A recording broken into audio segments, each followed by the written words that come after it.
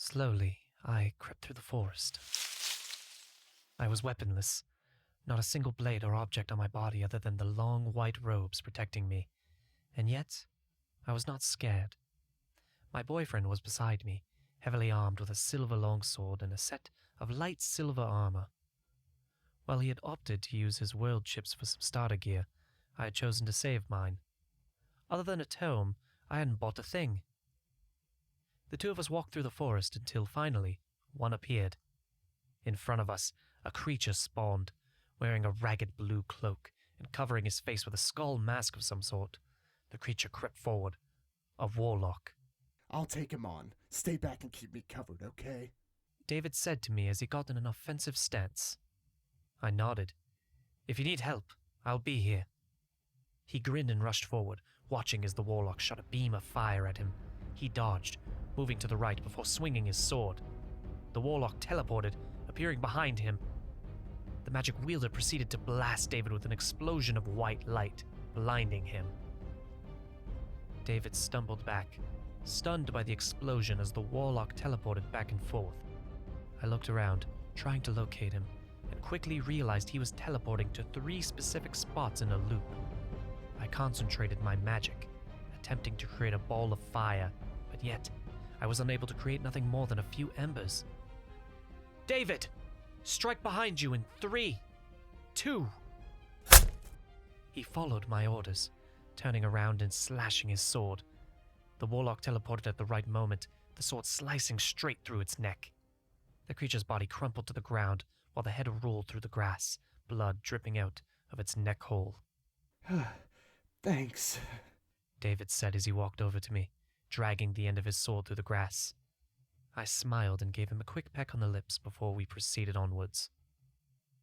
We were hoping to reach Mandora City by the end of the day, but had yet to escape the Warlock Forest after 3 hours of exploring. The two of us had met prior to this, on an online game known as the Lost Raiders, but had decided to play this as soon as we both had enough money for a 5 vision. After logging on, we were ecstatic to discover this place was more than a game. It was a utopia. A very bloody utopia, that is. David and I continued through the forest, trying to find our way out of the woods, when I heard a rustle in the bush. We both froze and turned to see something moving through the grass very slowly. He raised his sword to attack, but I sensed it was something else, something peaceful. I was correct, as seconds later a small white bunny hopped out of the bushes. I smiled, reaching down to pet the creature. It hopped towards me, and I picked it up, giving it a light hug before placing it back down. The bunny stared at me, a bit confused, before we heard another rustle from the bush. David grabbed my arm, yanked me behind a tree just as a level 17 warlock emerged from the bushes. I watched as it casted a spell, trapping the bunny in a wooden cage. I tried to run out and stop him, but David held me back. If I did run over there, we'd get pulverized. The warlock walked back through the bushes and David finally released me. I broke away and looked at him. We have to go after him. Kieren, that is the worst decision either of us could possibly make right now. He's a much higher level than us, and if we die, then we'll respawn all the way back at Voiland Village, he told me. Let's just keep going. As much as I loved him, I couldn't listen. I turned around, taking off into the bushes and heading after the warlock. He groaned loudly and followed behind me, whispering loudly. Kieren! The two of us ran through the forest before stopping behind a bush. He grabbed my arm, forcing me down towards the ground before we could see. I pushed him away and peeked through the bushes, spotting something I wish I hadn't seen. It was a warlock camp, consisting of several tents, a wooden hut, and a few burning fires. Sitting outside the tents were a large group of cages, all of them containing different animals: rabbits, wolves, foxes, and even a falcon. There were also a few magical creatures, such as a group of multicolored furry puffballs, a group of peaceful blue and green slimes, and a white cat with a glowing tail. What sickened me was the fires. Above each of the fires was a stick, and on those sticks were the roasted corpses of other animals. 2 rabbits, 1 wolf, and another animal I couldn't discern. I stared at the scene in horror, watching as one of the warlocks snatched a crispy rabbit off the stick and took a big bite out of its head. I tried to get up and attack, but froze as a voice whispered quietly, "Don't move." David and I turned, watching as 3 level 8 warlocks appeared behind us. With fireballs in their hands, we knew if we moved even an inch, we'd get burnt. Slowly, we raised our hands, realizing we'd been caught. I'm getting sick of eating rabbit all day, but it looks like elf will be on the menu soon. One of the warlocks said as he approached me and began caressing my elf ears. I wonder what elf meat tastes like. Get away from him! David shouted at the warlock. The other 2 warlocks held up their hands, forcing David to stop unless he wanted to get blasted. The warlock cackled, pushing me backwards before remarking, 2 good catches. A bit thin, but it'll feed us. Let's tie 'em up and cut their limbs off. I'd love to munch on your juicy thighs. The other 2 warlocks casted a spell, binding our hands in rope before knocking us both down to the ground. One of them knelt down over me, pulling out a small dagger before moving down to my leg. He brushed my cloak to the side, running the dagger deep along my thigh. Juicy elf thighs. This will be a treat for the ages. The 2 of you, dismember the other one. Don't touch him! David shouted as the other 2 forced him to the ground. The warlock above me grinned from beneath his mask as he cut into my flesh with his dagger. Don't worry, this won't hurt that much. I'll just... Before he could finish what he was saying, the spike end of a spear penetrated his chest, bursting out of his lungs and spraying blood onto David and I. We stepped back, watching as a man tore his spear from the man, swinging it around and clashing with another warlock who pulled out a dagger. A second man appeared, attacking the 3rd warlock with a wooden bow staff. The warlock retaliated, firing several spells at the man. He blocked the warlock's magical attacks before forcing the bow staff down onto the palm of the creature, trapping him. He then whispered something under his breath, and the warlock let out a scream before collapsing. I couldn't see what happened, but I knew it was dead. "You 2, come with us!" The man with the spear said. We both decided to listen and followed him and the other one away from the camp, and hopefully towards safety. "You 2 gotta be newbies, right? Ain't no way anyone's that dumb enough to be caught by warlocks that easy," The man with the spear said as we walked down a path out of the woods. We came out into a large set of fields of grass, sand, and snow on the horizon. David sighed. Well, my boyfriend here is a grade A dumbass, if that's what you mean. We both started playing this morning. "Well then, welcome to DragonLight Online. I assume Dunless gave you 2 the intro when you spawned in?" He asked. I nodded. He was a nice fellow. You know him? "A lot of new players do. He's been hanging out in Varlin Village, dedicating all of his time to helping out new players. I'd have thought he'd get sick of repeating the same tutorial over and over again, but 4 months later he's still going at it," The man said. "By the way, either of you got names?" I'm Kieren, and this is my boyfriend David, I told him. He smiled. "Well, Kieren and David, my name is Cal. This is our guild leader, GR, though he prefers Adam." "That I do." The one with the staff said. "Do either of you have anywhere to stay?" Nope. Been wandering out in the woods for the past few hours. David told him. "Well, you're welcome to stay at our settlement for a while. It's just up ahead." Adam said to us. The 4 of us continued down the path, approaching what looked to be a large town in the middle of the plains. It was surrounded by a tall cobblestone wall, moss, and vines streaking along the sides. Adam approached the wooden gates, tapping his wooden bow staff on the ground twice. The gates opened up, and the 4 of us walked inside. "This is Wildband Town. We established this place towards the beginning, and since then, it's been evolving day after day. At first, it was just a few houses, but now we have a wall of protection since we're so exposed, along with a lot of players who stick around here. Cal told us. I smiled brightly as I spotted a set of stables with horses. You have animals here? Yep, we've been working on establishing a sort of animal shelter here for creatures in the forest who are injured or in need of our help. We rescue them and bring them here, and depending on what they want, they can either stay and be adopted by other players, or be returned to the forest. Most decide to stay, since, once again, we are the best of the best. No other settlement is as good as ours. Except maybe that one Greek place up north. Cal explained as we walked through the town. We approached a small hut with a large cross on top, and several women sitting outside. They were completely naked, and I covered my eyes with my hands until David slapped it away and told me. Dude, they're dryads. Upon a second look, I realized they were in fact wearing clothes. And by clothes, I mean vines and leaves that streaked across their body, covering any explicit parts, while leaving the rest of their skin exposed to the sunlight beaming down on us. They all giggled as they looked at my reddened face, and even David was chuckling.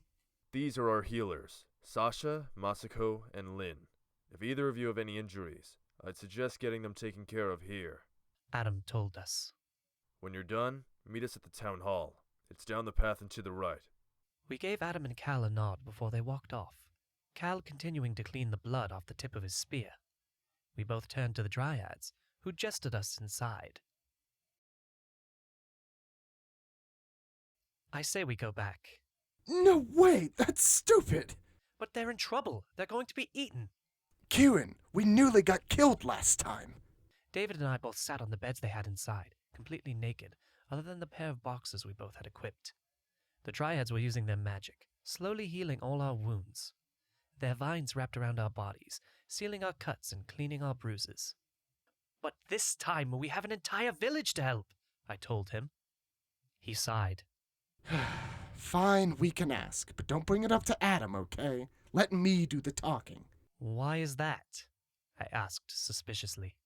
You're impulsive, Kieren. We both know this. You'll say something stupid without thinking and end up getting us kicked out. He said.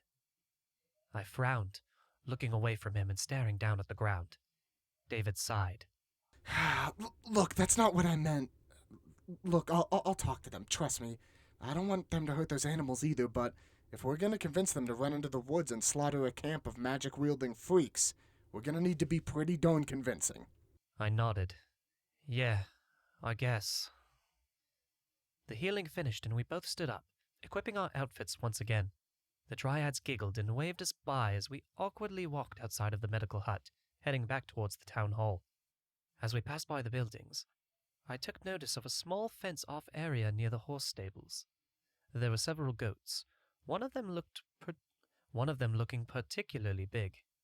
When I approached it, I realized it was a unicorn. I smiled and petted its head, hoping it wouldn't impale me with its horn. Her name is Steph. Adam said as he approached us from behind. I ran my hands through its mane and asked, "Why Steph? That's an American name, right? Mexican?" Mm-hmm. I knew a girl named Steph a long time ago. She was a good person. Adam said as he stared at the unicorn.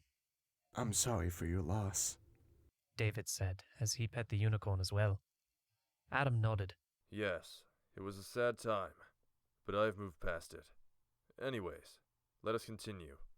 He led us both down the path into the town hall, which was a large building in the center of town. We both entered the front doors, being greeted by a large open room with a circle table in the center. On that table was a holographic map of the entire world, save for the right side, which was cloaked in fog. Past the desert, there was nothing visible. Sitting at the table was Cal, who was talking up a thick-thighed elf girl. She was giggling at his jokes as he sweet-talked her, shooting the girl a lustful look as he rubbed her thigh. Adam stopped and smirked. Cal, have you taken care of that illness of yours? You know, the one that covers your you-know-what in spikes and makes you outbreak in hives? The one that's extremely contagious? The elf scoffed, walking away from him before he could say anything more. Cal scoffed and glared at Adam. Really, man? I was gonna get laid. Save that for another day, my protege. Besides, there are much better fish in the sea, ones that aren't carrying STDs. Adam said as he sat down at the table. Cal gulped. Wait, seriously? David and I sat down at the table, and Adam asked us both. So, will you two just be passing through, or do you wish to join our guild? We'd love to take you both on. We were planning on heading to Bandora City, but considering how nice this place is, I think we'd like to stay. David said. He looked at me and I nodded in agreement. Adam smiled and opened his menu. Great. I shall invite you two to the guild then. What are your classes? Swordsman, specializing in two-handed blades. David told him. Sorcerer.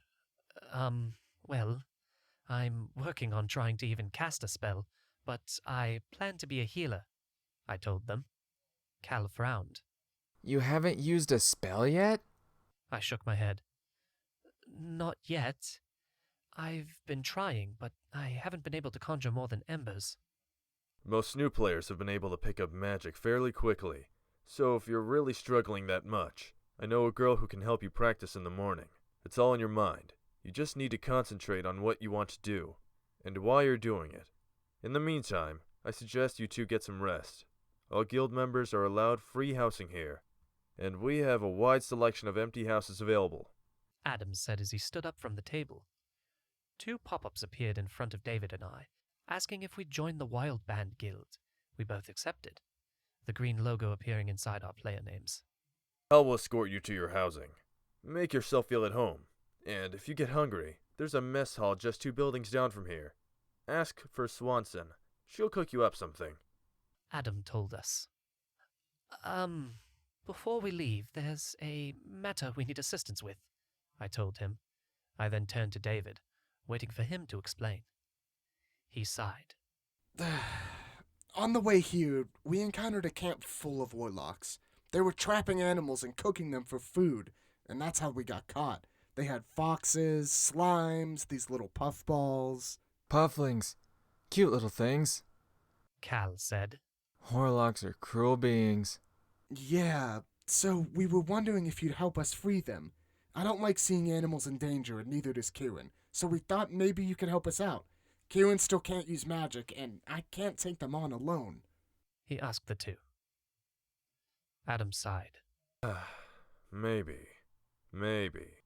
We find herd animals on the border of the forest all the time, usually from escaping warlocks or other hostile creatures. However, from what I saw when we freed you, the camp is a big one. Warlocks will respond there as long as the camp is intact, and their levels are considerably high for beginners. Unless I can amass a force big enough to storm their camp, we cannot take them down yet. David asked him. He frowned. And how long is that going to take? Maybe a few days. A week at the most. I know a few friends who could help, but they're away for the weekend on business. We need to go now, though. Right now. Those warlocks could have those foxes burning under a fire. We can't let them hurt any other animals, I urged Adam. David grabbed my arm. Kieren? Adam picked up his staff. I'll do what I can, but in the meantime, get settled in. Cal, take them to their new home. We both nodded before following Cal out of the building, the man still cleaning his staff. He walked through the town, leading us past another few buildings, one of them with a big watchtower on top. Kieren, I thought I told you to let me do the talking. David exclaimed. I scoffed. Look, I'm sorry, but I don't like animal abuse, and you know that. Remember what happened with... Yes, I know. Stop bringing up the puppy story. I don't like animal abuse either, and I certainly don't like hearing about what your stepdad did. He told me. Cal brought us towards a small house a few roads down, right near the stables where the horses and other animals were kept. Which of you wants this place? Or would you prefer I found 2 places closer to each other? He asked. I shook my head and grabbed David's hand. Oh, no, we're good. We're together. Oh, nice. The 2 of you can stay here together then. If you need anything, you'll find me at the medical hut. Dryads over there are just brewing in hormones. Cal said jokingly. Before he left, I asked him, Cal, there is something we need help with. He turned around and asked, Can you make it quick? Look, Adam isn't gonna help us, and you're already level 27, so you're strong enough to fight. Can you help us take down the Warlock camp? I asked him. Are you serious? Look, I can hold my own against a few Warlocks, but without support, I am screwed.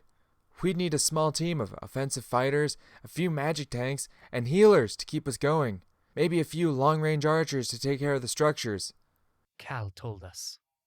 3 people isn't gonna cut it. 2. David corrected. As much as I hate those Warlocks, I'm not gonna go on a suicide mission without backup. If you go right now, I'm not coming. I glared at David. Fine. I'll go on my own then. He tried to grab my hand, but I moved away from him. I stomped down the path and Cal groaned, following behind me. Fine, I'll come, but only to keep you from getting killed. Good, I said as we approached the gates, but I'm not leaving till all those animals are freed.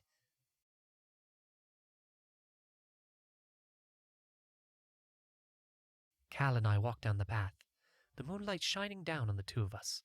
Cal was eliminating enemies, cutting down hostile wolves or bats whenever they got close. It was a short 10-minute walk to the edge of the forest, and from there the camp wasn't much farther. Do you know magic? I asked Cal as he penetrated a slime with his staff. He laughed. Nope. Magic is okay, but it's nothing compared to a good stick at your side, especially if it's pointy. Pointy sticks, huh? How come Adam doesn't have a spear? I asked. He's a quiet fellow. A weird one, too.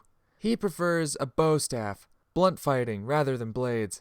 But I don't question him very much, considering the amount of experience he has. He's one of the strongest fighters I know, and probably one of the strongest in the game, him and his snake. Cal explained. I frowned and asked, Snake? Oh, right. That hoodie he wears? He has a snake inside the hoodie, wrapped around his neck. Not tightly or anything, but it kinda just sleeps there whenever he goes out, and attacks when needed. It's his pet, but honestly, I think he's fallen in love with that thing. Cal continued. Uh-huh. What about you? Got any pets? I asked. He shook his head. I don't got the time. I'm either on guard duty or going out on quests to recruit others or bring back supplies. The only time I'm here, I'm either helping out Adam, working the gate, or flirting with the lovely ladies of Wildband. Cal then turned the tables. Since you're asking so many questions, I may as well do the same. Why do you want to free these animals so much? I don't like animal abuse, I told him simply. He scoffed. Well, yeah, of course. Nobody likes animal abuse, besides sick fucks looking for money. But what's your motivation? What motivates you to ignore every warning and go straight into a fight without a single chance of living? I began to explain, recalling an old memory. When I was younger, I had a puppy. His name was Barker, and he was my best friend. For 7 years we were together, since I was in preschool. And then my mom married my stepdad, and I noticed Barker not doing so well. He always kicked him, threw him around, yelled at him, never gave him food or water, and never told anyone else too. I tried to help, but I wasn't always there because of school. My stepdad started locking up Barker in his cage all the time, and whenever he whined, he'd hit him. I came home every day to my dog lying on the floor of the cage, staring at me with tear-filled eyes. I cried every night to him, begging him to let Barker out. And the times that he did, he could barely walk. And one day, I came home to his body lying in the kitchen floor with a broken neck. He was hungry, so he started whining for food. My stepdad broke his neck. Cal stared at me in shock. Shit, man. That's... I nodded. My mom divorced him not long after that, and we moved a few towns over. But I'll always remember that piece of shit for what he did. And if he hadn't done that, Barker would probably still be here, sitting on my bed, waiting for me to get off and play with him. I'm sorry, man. Look, I'll help you the best I can, but I can't guarantee we'll get anywhere. I'm a good fighter, but I won't last forever. Just focus on freeing the animals, and I'll fight the Warlocks. The two of us approached the camp, looking past the bush from earlier at the camp. The Warlocks were opening several cages, pulling animals out. One of them was tying string around a fox's legs, trying to bind it so it couldn't escape. Another one was tying a baby pig to the string, the pig squealing from the fire below it. All right, sneak along the sides and release the animals. Cal said as he readied his staff. I nodded and watched as he rushed forward. He charged at them and impaled one, spearing his chest before whacking another with the blunt end of the staff. A warlock held out his hand, blasting him with fire. Cal held up his hand, activating a shield before impaling another in the stomach, tearing out his intestines which were wrapped around the tip. As he blocked spells from the warlocks, I snuck along the edges of the camp towards the cages. I knelt down beside them, struggling to unlock them. I managed to get two open, releasing several wolves and the small puffballs into the woods. However, before I could finish releasing one of the foxes, a warlock approached me. He pulled out a dagger and slashed at me, forcing me to duck. I backed up, watching as he lunged at me, slashing at my body with his dagger. I was forced up against the tree, the warlock raising his dagger to strike me down. Cal wasn't doing any better, attempting to fend off the warlock's magic. Two of them were shooting fire and ice spells at him, the combined power beginning to wear down his shield. I watched as his shield suddenly shattered, the magic breaking it apart. He shouted and charged at the two, throwing his spear forward. It impaled one in the chest, pinning him against a tree, but the other one flicked a knife forward from the wrist. The dagger impaled Cal in the chest, forcing him to the ground. The warlocks cackled, two of them spawning in the camp and approaching him. He groaned, looking up at them as they bound his arms and legs with a spell. He cursed at them through gritted teeth. I frowned, trying to hold back the warlock trying to attack me. We stood no chance like this, and we'd both die unless I tried to do something. I growled at the warlock, trying to concentrate and summon all of my power. I remembered what Adam did, and watched as my fists began to glow. They began to heat up, faint embers surrounded my fingers. He stabbed the knife downward, but I grabbed the blade of the knife. The warlock watched as the knife cut into my palms, but slowly melted as fire surrounded my hands. Lightning then began to spark, and I blasted the warlock into dust with a zap of lightning. The other warlocks turned to me as I stared them down, anger filling my body. They all raised their hands, creating balls of fire in their hands, and I still stared them down. I wasn't strong enough to take on an attack of that magnitude, but still, I had to try. I had to try to free them, to try and save Cal. The 10 of them flung their fireballs forward, but before they could hit me, a shadow streaked across the sky. It sliced straight through the fireballs, cutting them in two and causing them to explode in front of me. I stepped back, coughing as smoke blew in my face. When the smoke cleared, a man stood in front of me. He was wearing black ninja garb, a blue belt, and headband wrapped around him. He looked at me and asked, "You good, man?"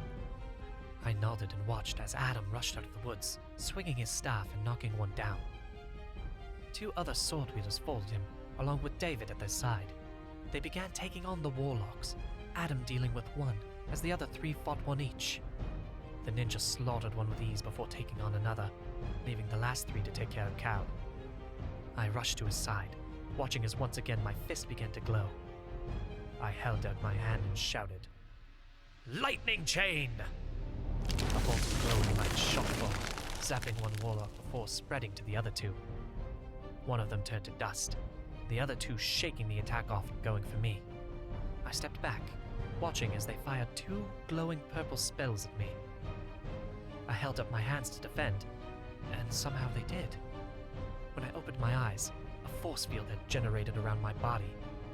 I smiled, moving it away before holding both hands out. Root smash! 2 large roots burst out of the ground, grabbing onto both warlocks and slamming their bodies into the ground. I smiled, watching as they turned to dust. However, that smile faded as 3 more Warlocks respawned, shooting spells at me. I dodged 2, but a 3rd one knocked me to the ground.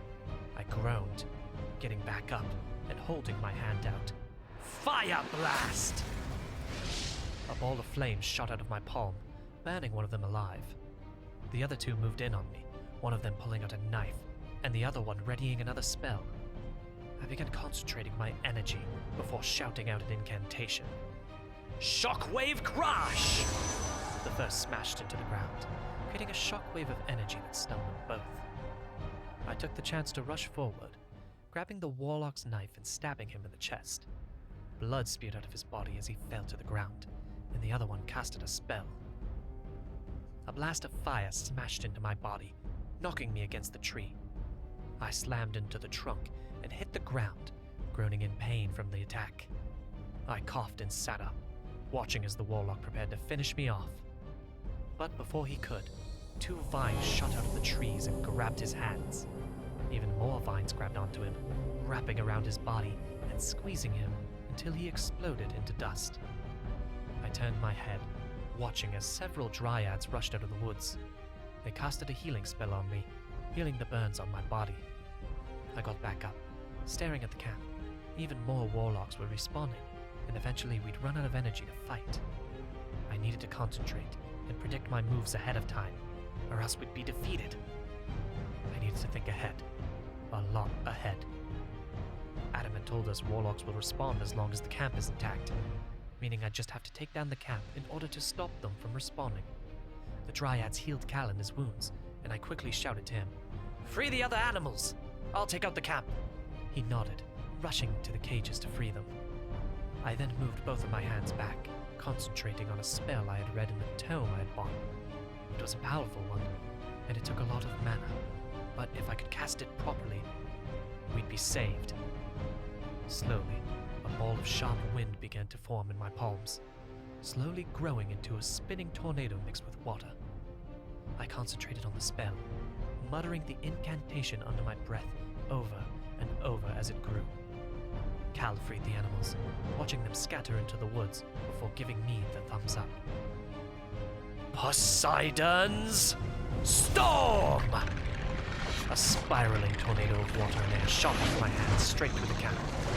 The attack tore through the camp, sucking up the hut, campfires and tents, ripping them into pieces. The remainder of the Warlocks were also consumed by the storm, their bodies being torn apart as well. The tsunami exploded, sending rubble flying through the air as the rest of them looked in my direction. I smiled, walking ahead as David rushed into my arms. I gave him a big hug as he hugged me back tightly, whispering quietly, Sorry about before. "It's fine. Everyone is okay, and the animals are free. Honestly, we were screwed until you guys showed up. It should be me saying sorry," I told him. He chuckled. I love you so much, Kieren. "I love you too, David," I said to him with a smile. I noticed he had a cut on his shoulder and moved my hand onto it, healing it within seconds with magic. Don't move! David and I both turned around, watching as a Warlock stood nearby. He was holding the white cat from before, also holding a knife right above its head. Everyone was frozen, and nobody dared to attack. I glared at the Warlock before trying to think over the spells I had read over, trying to decide on which one to use. I frowned and whispered an incantation, flicking my wrist forward. Before the Warlock could do anything, the fallen daggers from the battle all flew at him, impaling him in the head. He exploded into dust, and I ran forward, catching the small white cat in my arms. Adam smiled and raised his staff in the air. Good job, Kieren. And thank you, Jack. I will pay you well for this assist. He said, referring to the blue ninja who had saved us before. I now dub this camp Destroyed! I smiled to David as I held the cat in my hands. "Let's go home." He nodded, and the 2 of us followed Adam out of the camp, heading back to Wildband Town.